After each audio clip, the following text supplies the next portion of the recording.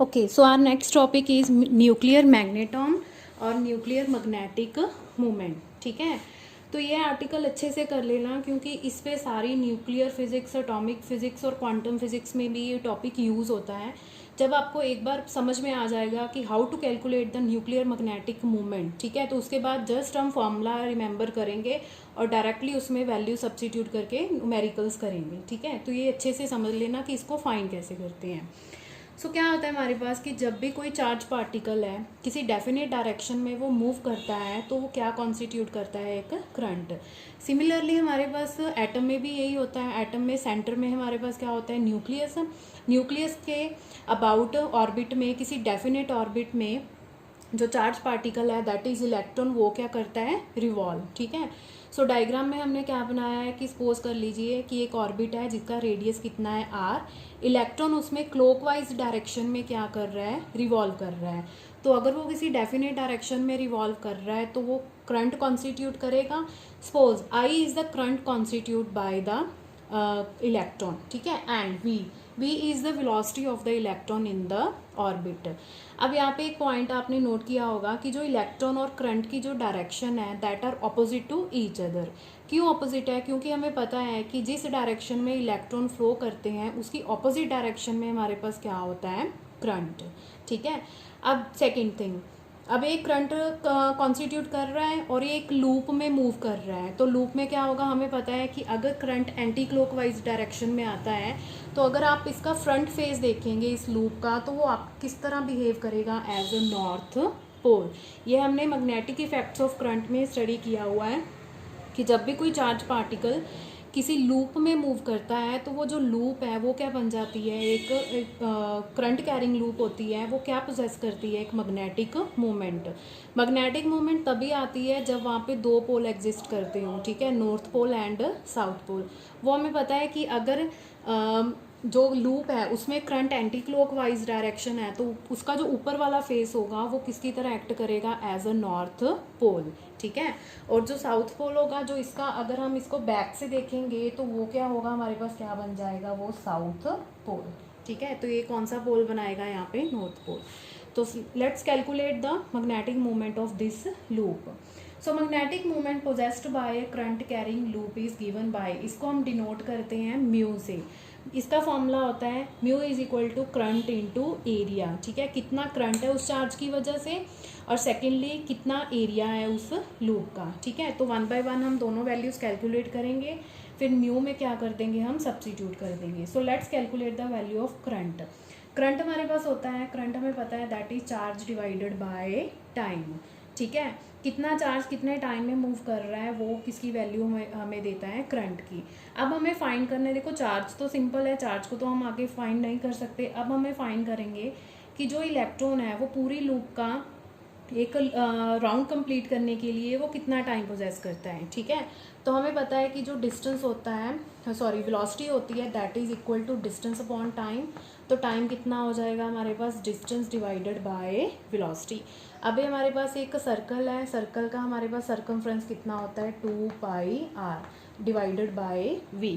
तो यहाँ से हमारे पास t की वैल्यू कितनी आ गई, 2 पाई r डिवाइडेड बाय t. सो यहाँ पे हमने सब्स्टिट्यूट कर दी. ठीक है, v मूव करके ऊपर चला जाएगा. सो this is the value of current. और एरिया हमें डायरेक्ट पता है, सर्कल है, सर्कल का एरिया कितना होता है, that is pi r square. So let substitute the value. So mu होता है हमारे पास I इंटू ए. आई की वैल्यू सब्स्टिट्यूट कर दी, एरिया की वैल्यू सब्स्टिट्यूट कर दी. देखिए पाई से पाई कैंसिल हो जाएगा, एक आर से आर कैंसिल हो जाएगा. तो हमारे पास म्यू कितना आ गया, q v r divided by 2. Let this is equation number 1. ठीक है, अब इसको हम फर्दर सॉल्व करेंगे. As we know the angular momentum of an orbit is given by, ठीक है, l is equal to m v r. ये किसने रूल दिया था, ये दिया था हमें बोहर ने. ठीक है, कि जो एंगुलर मोमेंटम है कि जो ऑर्बिट है वो स्टेशनरी ऑर्बिट होना चाहिए सो दैट कि जो इलेक्ट्रॉन है जब उसमें रिवॉल्व करे वो एनर्जी लूज ना करे. तो यहाँ से हमने किसकी वैल्यू फाइंड कर ली, v कितना आ गया हमारे पास, l divided by m r. So let substitute the value of v in equation number 1. ठीक है, so when we substitute the value of v in equation number 1, उसको हम सॉल्व करेंगे तो हमारे पास म्यू कितना आ जाएगा, q l divided by 2 m, ठीक है। So this implies mu is equal to q l divided by 2m। अब मैंने यहाँ पे क्या किया कि क्यू क्या था हमारे पास, चार्ज हमारे पास यहाँ पे कौन रिवॉल्व कर रहा है, इलेक्ट्रॉन, तो क्यू को मैंने किससे रिप्लेस कर दिया, mu is equal to e l divided by 2m, ठीक है। ये हमारे पास अब एक फाइनल रिलेशन आ गया म्यू का। बट अभी तो ये आर्टिकल स्टार्ट हुआ है, क्योंकि जो मेन थिंग है इसमें समझने वाली वो अभी नेक्स्ट आएगी। सो ध्यान से देखिएगा। अब इसमें से हम अलग अलग वैल्यूज़ क्या करेंगे, कैलकुलेट करेंगे। जैसे एक म्यू है, म्यू हमारे पास क्या है, मैग्नेटिक मोमेंट। अब फिर से वो एंगुलर मैग्नेटिक मोमेंट भी हो सकती है, वो स्पिन मैग्नेटिक मोमेंट भी होगी, वो टोटल मैग्नेटिक मोमेंट भी होगी। तो सबकी वैल्यूज़ कैसे कैलकुलेट करनी है वो हम करते हैं अभी। ओके, सो हमारे पास म्यू का रिलेशन आ गया, mu is equal to e l divided by 2m, ठीक है। अब हम नेक्स्ट फाइंड कर रहे हैं ऑर्बिटल एंगुलर मोमेंटम, क्योंकि हमारे पास इस एक्सप्रेशन में क्या आ रहा है, एल, ऑर्बिटल एंगुलर मोमेंटम, ठीक है। सो म्यू को हम रिप्लेस कर देंगे म्यू एल से। म्यू एल हमारे पास रिप्रेजेंट करेगा orbital magnetic moment. So mu l is equal to e l divided by 2m, ठीक है। दिस इम्प्लाइज एल को इस साइड पे डिवाइड कर देंगे, तो mu L divided by L की हमारे पास रेशो आ जाएगी E divided by 2m, and this ratio is called gyromagnetic ratio, ठीक है। So this is the first relation जो हमने फाइंड कर लिया कि म्यू एल और एल की जो रेशो होती है that is equal to e l divided by 2m, okay. So now we will find the z component of mu l. z component होता है अलोंग द डायरेक्शन, ठीक है। जिस डायरेक्शन के अलोंग वो मोशन कर रहा है, उस डायरेक्शन के लॉन्ग वो हमेशा हम z डायरेक्शन कंसीडर करते हैं, ठीक है। उसके लॉन्ग जो उसकी वैल्यू होगी वो अभी हम कैलकुलेट करेंगे। सो z कंपोनेंट के लिए हम नोटेशन चेंज कर देंगे, म्यू एल, z का मतलब यहाँ पे हो गया कि म्यू एल की कौन सी वैल्यू हम फाइंड कर रहे हैं अलोंग z कंपोनेंट, ठीक है। सो e by 2m is a constant, तो इसमें तो कोई वैल्यू नहीं आएगी, बट l के साथ हमारे पास यहाँ पे क्या आ जाएगा, Lz, ठीक है। Now the value of Lz means the z component of the orbital angular momentum, ठीक है, उसकी वैल्यू कितनी आएगी, ml इंटू एच क्रॉस। ये बहुत ज़्यादा इंपॉर्टेंट रिलेशन है, आपको ये याद रखना है कि जो z कंपोनेंट की वैल्यू होती है orbital angular momentum that is equal to ml into h cross, where ml is magnetic quantum number. ml वही है हमारे पास जो पहले हम यूज़ करते हैं, principal quantum number, m is magnetic quantum number, and we know that कि जो ml की वैल्यू है वो वेरी करती है फ्रॉम -l टू +l। हमें पता है इसकी वैल्यूज़ हम कैसे फाइंड करते हैं, ठीक है। अब जैसे देखिए ये ऑर्बिटल एंगुलर मोमेंटम के z वैल्यू के लिए हमने रिलेशन लिखा है। Similarly we can write the relation for spin angular momentum और z component of spin angular momentum. तो उसमें देखिए दोनों रिलेशन में क्या फ़र्क है, यहाँ पे हमने m के साथ l लिखा है, तो यहाँ पे हम m के साथ क्या लिख देंगे, s। अगेन ms क्या बन जाएगा हमारे पास, स्पिन क्वांटम नंबर, और इसकी वैल्यू वेरी करेंगी -s। Is it clear? Okay, so let substitute the value of Lz। सो जब हम Lz की वैल्यू सब्स्टिट्यूट करेंगे तो हमारे पास म्यू एल z कॉम्पोनेंट कितना आ जाएगा, e divided by 2m ml into h cross, ठीक है। Again H cross is a constant, तो एच क्रॉस को मैंने ब्रैकेट में रख लिया है, ml क्योंकि वेरी करता है, इसकी अलग अलग वैल्यूज आएंगी, तो इसको हमने बाहर रख लिया।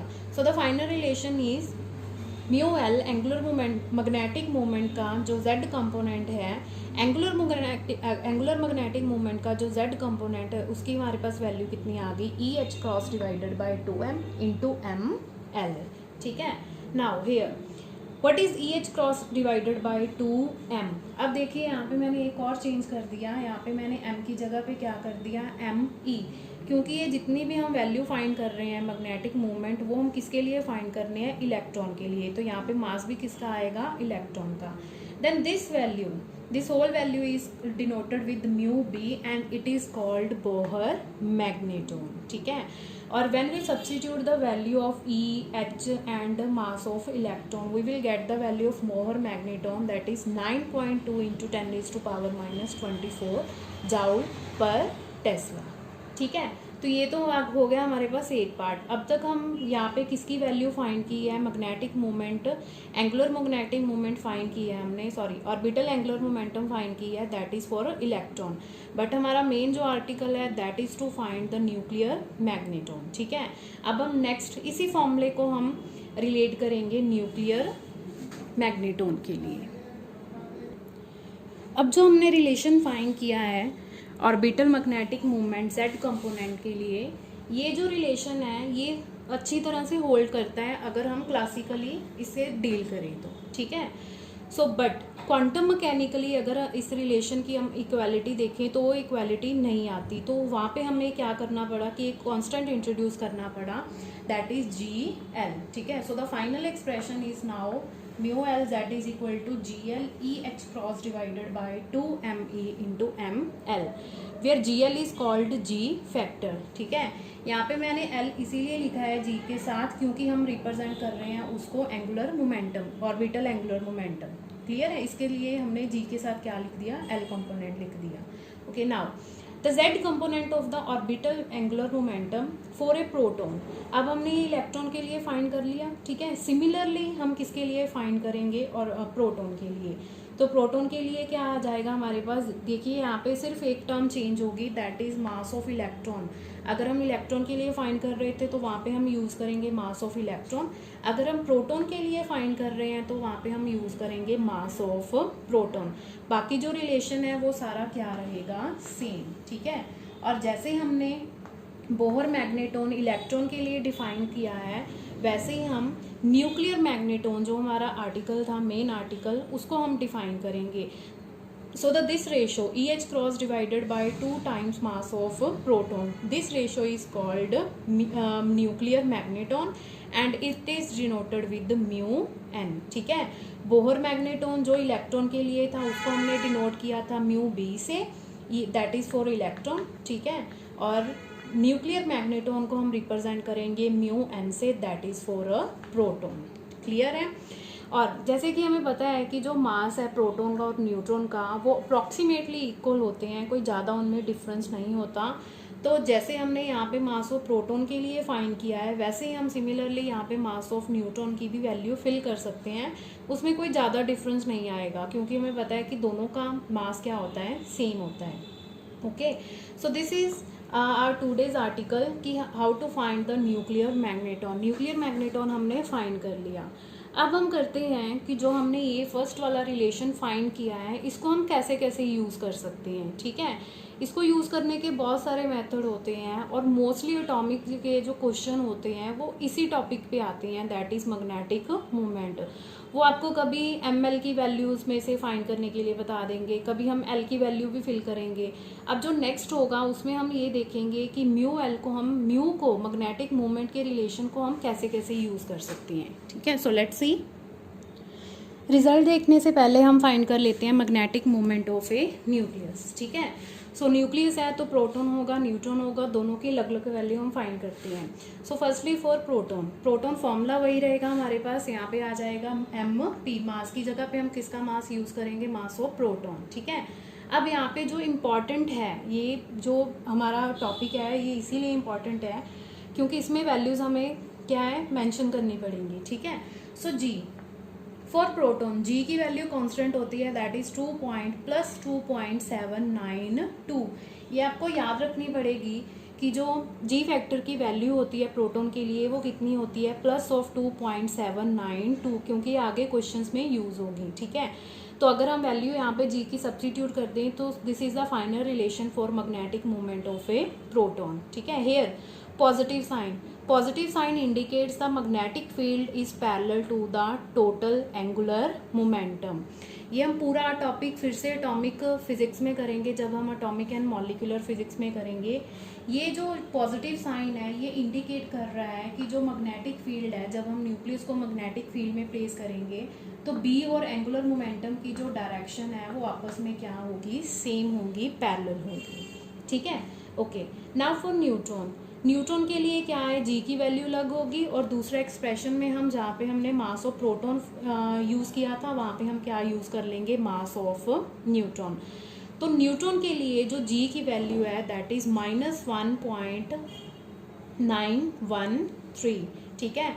न्यूट्रॉन के लिए ये वैल्यू क्या होती है, माइनस में होती है। अब यहाँ पे क्या होता है, एक कन्फ्यूज़न होती है कि कई बार हम सोच लेते हैं कि प्रोटॉन पे तो चलो चार्ज होता है तो उसकी वजह से जी की वैल्यू आ गई, बट न्यूट्रॉन पे कोई चार्ज नहीं होता तो जी की वैल्यू कैसे हमारे पास आ जाती है। बट ये एक्सपेरिमेंटली प्रूव है कि अगर इस रिलेशन को होल्ड करना है क्वांटम मैकेनिकली, जैसे कि हमने पहले ही कहा है, तो वो वहाँ पे जब न्यूट्रॉन के लिए कैलकुलेट की गई वैल्यू तो वो हमारे पास आई थी -1.913 एंड माइनस साइन, अगर पॉजिटिव साइन बी और एल की डायरेक्शन पैरेलल शो कर रहा है तो नेगेटिव साइन क्या शो करेगा, तो opposite direction of b and l. ठीक है, कि जो मैग्नेटिक फील्ड है और एंगुलर मोमेंटम है ये दोनों ऑपोजिट डायरेक्शन में आ रही हैं। ओके, सो प्रोटॉन के लिए फाइंड कर ली हमने, न्यूट्रॉन के लिए फाइंड कर ली, अब हम फाइंड कर रहे हैं न्यूक्लियस के लिए।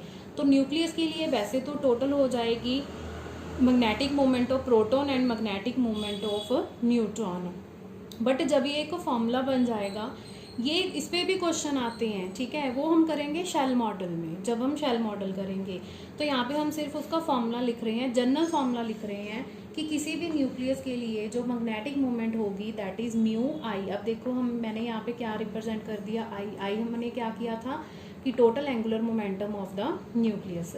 सो total magnetic moment of for a nucleus is equal to g EH cross divided by 2 times mass of protons। Again mass of proton और न्यूट्रॉन सेम होता है अप्रॉक्सीमेटली, कोई ज़्यादा डिफरेंस नहीं होता, तो यहाँ पे आप प्रोटॉन भी यूज़ कर सकते हो, न्यूट्रॉन का भी यूज़ कर सकते हो। ठीक है, and G, what is about G, G जो वेरी करता है that is varies from nucleus to nucleus. Is it clear? So अब हम लास्ट में कर रहे हैं the important facts about magnetic movement, कि इसको हम कैसे कैसे यूज़ करेंगे। So last is important result about magnetic moment. ठीक है, सो फर्स्ट रिलेशन हमने ये वाला फाइंड किया था कि mu l is equal to e divided by 2m multiplied by l vector. So l का हमें मैग्नीट्यूड पता है, अगर इसका हमें मैग्नीट्यूड फाइंड आउट करना हो तो इसका मैग्नीट्यूड क्या बन जाएगा हमारे पास, ये हमारे हो गया एल का मैग्नीट्यूड। ठीक है, सो एल का मैग्नीट्यूड होता है √L into L plus 1 H cross, जो हम पहले कर चुके हैं। तो म्यू एल का कितना आ जाएगा, E divided by 2m √L into L plus 1 H cross.